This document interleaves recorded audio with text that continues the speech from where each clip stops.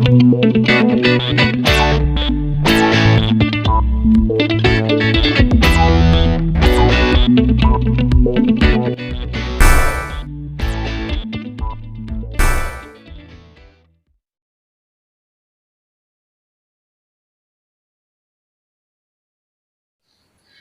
selamat pagi, selamat hari Jumat bagi kita semua. Selamat merayakan Jumat Agung bagi sahabat keluarga Kristen dimanapun Anda berada. Dan selamat beraktivitas bagi saudara-saudara yang beragama lain. Tuhan Yesus memberkati segala aktivitas Anda. Dan di dalam kesempatan ini atau di pagi hari ini saya akan membagikan salah satu renungan singkat bagi saudara-saudara mengenai Jumat yang agung ini. Dan dalam hal ini saya akan membagikan berkaitan dengan satu perkataan Tuhan Yesus sebelum dia menyerahkan dirinya di atas kayu salib. Saudara yang dikasihi Tuhan, firman Tuhan hari ini saya pilih dari Lukas 23 ayat 46. Firman Tuhan berkata, "Ya Bapa, ke dalam tanganmu kuserahkan nyawaku." Dan sesudah berkata demikian, ia menyerahkan nyawanya. Saudara, tema kita dalam perenungan ini adalah kuserahkan nyawaku. Saudara yang dikasihi Tuhan, inilah perkataan Yesus yang terakhir saat ia di kayu salib. 3 ucapan Yesus yang mula-mula mengenai hubungannya dengan manusia. Yang pertama, ia berdoa untuk orang yang membunuhnya. Dan yang kedua, ia menjanjikan Firdaus bagi penjahat yang ada di sebelahnya.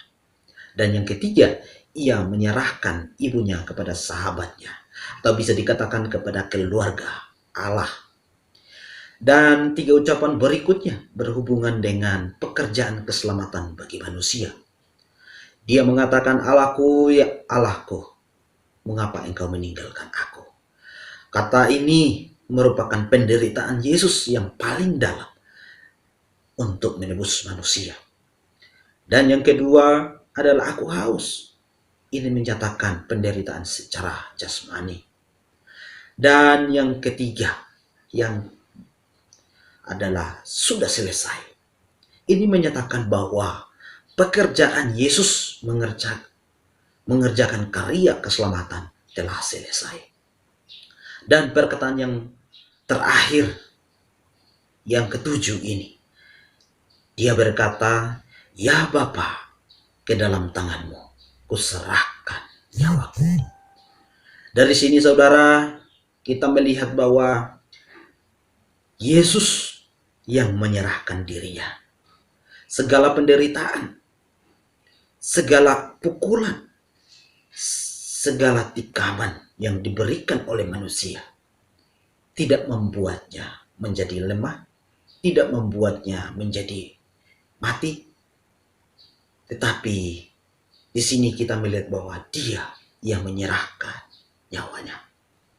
Saudara yang dikasihi Tuhan, nyawa atau roh adalah unsur pokok dan sangat penting di dalam tubuh manusia.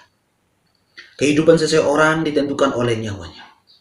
Ketika nyawa meninggalkan tubuh, maka orang tersebut pasti mati. Mengapa setelah Yesus menyatakan semua pekerjaan sudah selesai, ia lanjutkan dengan, "Ya Bapa, ke dalam tanganmu kuserahkan nyawaku." Di sini ada 2 kebenaran yang dapat kita perhatikan dari perkataan ini.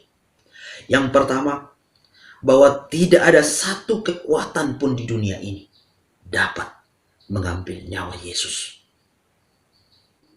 Hal penting yang perlu diingat oleh semua orang percaya, yaitu kematian Kristus di kayu salib, yang karena hukuman atau siksaan atau penderitaan yang dilakukan oleh para prajurit atas perintah manusia.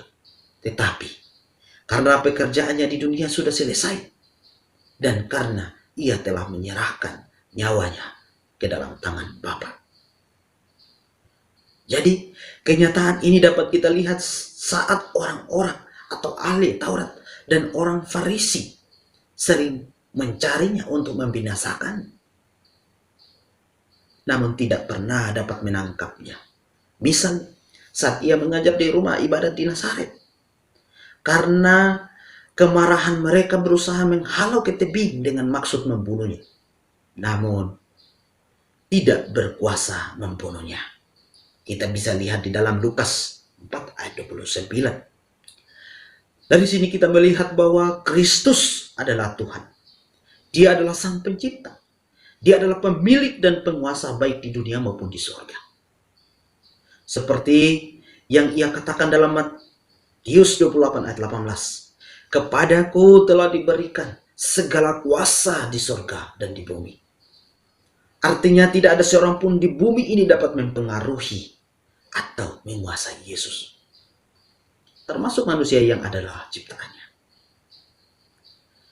Walaupun manusia menggunakan beberapa cara untuk membinasakan Yesus, termasuk melalui jalan yang paling menderita dan sengsara, yaitu hukuman salib. Kenyataannya adalah Yesus tidak mati karena penderitaan. Yesus tidak mati karena penderitaan tersebut seperti yang dialami oleh dua orang penjahat di kedua sampingnya. Jadi tidaklah benar bahwa kematian Yesus karena penderitaan yang dibuat oleh manusia dengan jalan menyalibkannya. Pandangan inilah yang berkembang di antara orang Yahudi ketika meminta kepada Pilatus untuk menyalibkannya.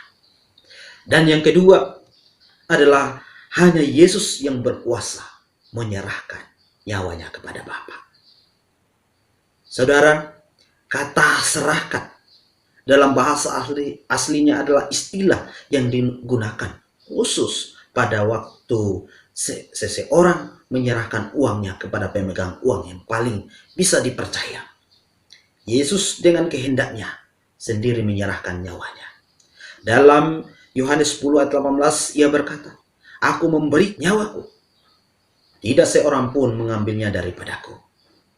Aku berkuasa memberikannya dan berkuasa mengambilnya kembali. Tidak seorang pun mengambilnya daripadaku. Ia tahu bahwa pekerjaannya telah selesai di kayu salib, karena ia telah harus kembali kepada Bapa sebagai pengutusnya. Jadi saudara, ia datang ke dalam dunia karena diutus oleh Bapa. Yohanes 3 ayat 16. Dan harus melakukan kehendak Bapaknya. Yohanes 5 ayat 30, 6 ayat 38. Yaitu menanggung dosa manusia. Misinya telah genap dan sempurna di kayu salib. Sebagaimana ia telah berdoa kepada Bapaknya, Aku telah mempermuliakan engkau di bumi dengan jalan menyelesaikan pekerjaan yang engkau berikan kepadaku untuk melakukannya. Yohanes 17 ayat 4. Maka ia kembali lagi kepada Bapa karena tidak ada seorang pun yang dapat mengambil nyawanya. Dan ia harus mati untuk menggenapkan seluruh kehendak Allah. Dengan jalan mati di kayu salib, maka ia sendiri menyerahkan nyawanya kepada Bapa. Pribadi yang dapat dipercaya, supaya semua manusia yang percaya kepadanya tidak binasa, melainkan beroleh hidup yang kekal. Saudara, ada beberapa yang perlu kita renungkan di dalam hidup kita. Dan perlu kita tahu, yang pertama, tidak ada kuasa lain di dunia ini yang sanggup menguasainya. Atau menguasai nyawa Yesus selain dirinya sendiri. Ia menyerahkan nyawanya kepada Bapa supaya ia mati menjadi korban bagi tebusan dosa manusia. Karena itu, sebagai orang percaya kita harus bersyukur atas kasih dan pengorbanannya di kayu salib ini. Hanya dengan cara seperti itulah kita beroleh karunia keselamatan akan hidup yang kekal. Teladan yang dapat diterapkan dalam kehidupan kita adalah hanya Yesus yang mempunyai kuasa atas seluruh hidup kita. Maka hendaknya kita menyerahkan hidup kita sepenuhnya hanya kepada Yesus. Jangan kepada yang lain. Sebagaimana di dalam Roma 12 ayat yang pertama. Dia mengatakan, serahkanlah seluruh kehidupanmu atau tubuh kepada Allah. Dan kalau kita perhatikan di dalam Roma 6 ayat yang ke-11, firman Tuhan berkata, demikianlah hendaknya kamu memandangnya, bahwa kamu telah mati bagi dosa, tetapi kamu hidup bagi Allah di dalam Kristus. Ini artinya bahwa kita harus mati bagi dosa, kedagingan kita, segala pikiran jahat kita, segala hawa nafsu kita, supaya akhirnya hidup kita boleh memuliakan Tuhan. Dan yang kedua, Kristus telah memberikan teladan kepada kita untuk menyerahkan seluruh hidup kita kepada pribadi yang dapat dipercaya, yaitu Allah Bapa. Karena itu apapun yang terjadi dalam hidup ini, hendaknya kita serahkan kepada Bapa, sebab Ia tahu yang terbaik di dalam hidup ini. Kiranya Tuhan Yesus memberkati Anda dalam segala kehidupan kita dan mencukupkan segala kebutuhan kita. Apapun yang kita butuhkan, Dia tahu dan pasti Dia memberi yang terbaik. Saudara yang dikasihi Tuhan, firman Tuhan berkata, sebab upah dosa ialah maut, tetapi karunia Allah ialah hidup yang kekal dalam Kristus Yesus Tuhan kita. Setiap orang yang menerima Kristus pasti mendapat keselamatan. Tuhan Yesus memberkati.